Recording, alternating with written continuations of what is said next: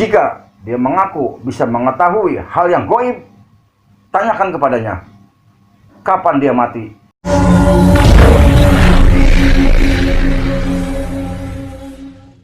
Assalamualaikum warahmatullahi wabarakatuh.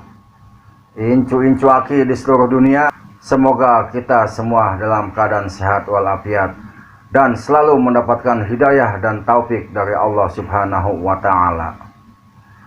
Kembali lagi berjumpa dengan Aki di sini, Ketua Padepokan Kuntul Sakti, yang akan memberikan ilmu-ilmu yang bermanfaat buat kalian. Dan pada video kali ini, Aki akan memberikan ilmu mengetahui ciri-ciri dukun palsu yang bertebaran di jagat YouTube.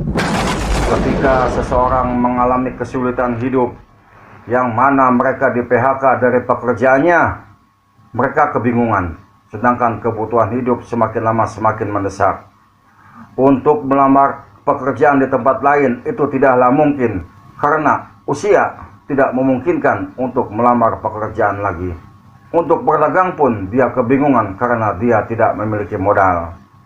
Hingga pada suatu saat dia menemukan selembar kertas yang berisi iklan tentang seorang dukun yang mengaku memiliki kesaktian dan dapat mengetahui hal-hal yang gaib serta dapat menyembuhkan berbagai macam penyakit. Akhirnya dari kertas tersebut dia pun terinspirasi untuk melakukan hal-hal yang sama, yaitu menjadi dukun. Karena profesi sebagai dukun adalah profesi yang sangat mudah dijalankan oleh siapa saja, asal dia pandai berbohong, hafal sedikit tentang hitung-hitungan hari weton, pandai berkomat kamit, memiliki menyan, maka jadilah dukun. Kemudian untuk melancarkan aksinya, untuk menjebak mangsa-mangsanya, kemudian dia pun memberikan gelar-gelar seperti ustadz, kiai, haji, ajengan, dan sebagainya di depan nama-nama mereka. Ditambah lagi mereka pun berpenampilan seperti alim ulama dengan menggunakan jubah, memakai sorban, dan memegang tasbih. Kemudian dia pun memasang iklan yang mereka share di media-media sosial dengan mengaku-ngaku memiliki ilmu kesaktian, memiliki ilmu kanuragan, dapat mengetahui hal yang gaib, dapat membantu mengatasi kesulitan jodoh, dapat melipat gandakan uang, dan lain-lain sebagainya. Dan dia pun mengaku memiliki benda-benda pusaka berupa keris, kujang, batu akik, bambu petuk, yang mereka namakan dengan nama-nama yang mengandung unsur mistik seperti keris empu gandring, kujang dari alam gaib, batu akik berhodam. Kemudian dia jual benda-benda tersebut dengan harga yang sangat fantastis, bahkan ada yang mencapai angka puluhan juta rupiah. Padahal benda-benda tersebut mereka beli di pasar Jatinegara dengan harga sekitar Rp50.000 sampai Rp100.000. Itu kalau beli satuan. Sedangkan jika membeli dengan jumlah lusinan, tentunya harga jauh lebih murah lagi. Ketika ada yang datang untuk meminta bantuannya, biasanya dia akan menanyakan tentang jenis usaha kepada orang yang datang. Kalau memang usahanya adalah usaha yang banyak mendapatkan keuntungan, tentunya itu yang sangat diharapkan. Karena dengan demikian, dia bisa meminta persyaratan yang aneh-aneh, yang sulit, yang tidak dapat kalian temukan di tempat lain, kecuali dia sendiri yang dapat menemukannya. Dan meminta uang yang besar untuk mendapatkan benda-benda tersebut sebagai persyaratan untuk ritual-ritual menjalankan ilmu yang dia miliki.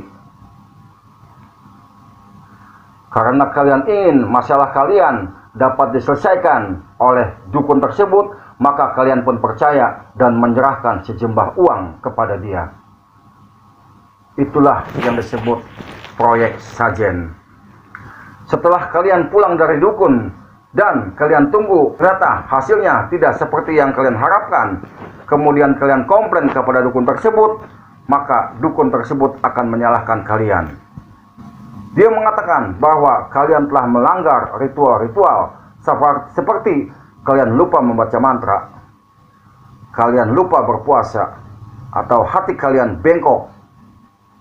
Dengan kata lain, kalian tidak yakin, sehingga hasilnya tidak seperti yang diinginkan.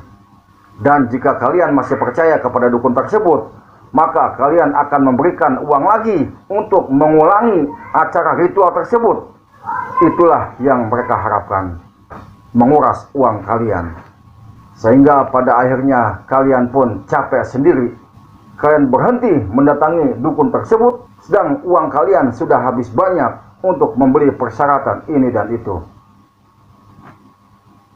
Dan dukun pun tersenyum karena telah berhasil menguras uang kalian. Di sini Aki akan memberikan ciri-ciri dukun palsu yang mengaku memiliki ilmu kesaktian dan lain sebagainya. Jika dia mengaku memiliki ilmu pelet yang sangat ampuh, jangan percaya. Karena jika benar, tentunya dia akan memiliki istri yang sangat cantik. Bukan hanya satu, tapi beberapa istri yang sangat cantik yang dia peroleh dengan ilmu pelet yang dia miliki. Jika dia mengaku bisa melipat gandakan uang, jangan percaya. Karena jika benar, tentu ilmu itu akan dia pergunakan sendiri. Jika dia mengaku memiliki benda-benda pusaka berupa jimat dan lain-lain sebagainya yang dapat melariskan dagangan kalian, jangan percaya. Karena jika benar, tentu benda-benda tersebut tidak akan dia jual. Dia akan pakai sendiri untuk berdagang. Jika dia mengaku dapat menyembuhkan berbagai macam penyakit, jangan percaya. Karena jika benar, pasti sudah banyak pihak rumah sakit yang mengajak kerjasama dengannya. Dan jika dia mengaku bisa mengetahui hal yang gaib, tanyakan kepadanya kapan dia mati, dan setelah mati di mana dia ditempatkan, di surga atau di neraka. Incu-incu Aki di seluruh dunia. Kesimpulannya adalah, betapapun sulitnya kehidupan kalian dalam mencari rezeki, jangan sekali-kali kalian minta bantuan dukun. Karena sesungguhnya mereka menjadi dukun karena kesulitan ekonomi. Wassalamualaikum warahmatullahi wabarakatuh.